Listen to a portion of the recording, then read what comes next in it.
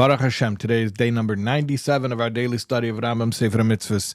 And we are still in Hilchos Ma'acholos Asuros, Laws of Forbidden Foods, specifically chapters 8, 9, and 10. Of course, that's in our parallel study of 3 chapters a day of Mishnah Torah.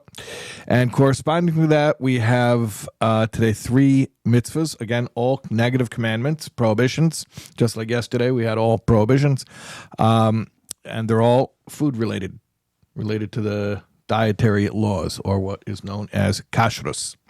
Negative commandment 179, the prohibition against eating creeping creatures or insects. We have other prohibitions against specific types of insects and creeping things, but this prohibition adds a second layer, sort of an all-inclusive category of all types of creeping creatures, so that anyone who eats a specific type of creeping creature is transgressing actually on 2 prohibitions. Negative commandment 180 is a prohibition against eating animals that were not properly slaughtered. This is what is known as a nevela. Nevela means literally a carcass, a dead animal. In common vernacular, you might call it roadkill, meaning an animal that just died on its own.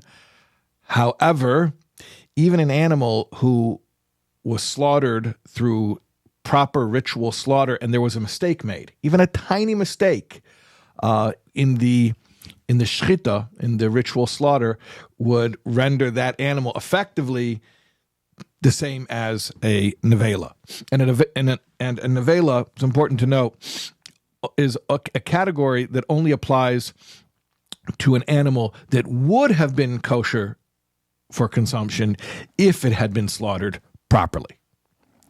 Okay, negative commandment 188.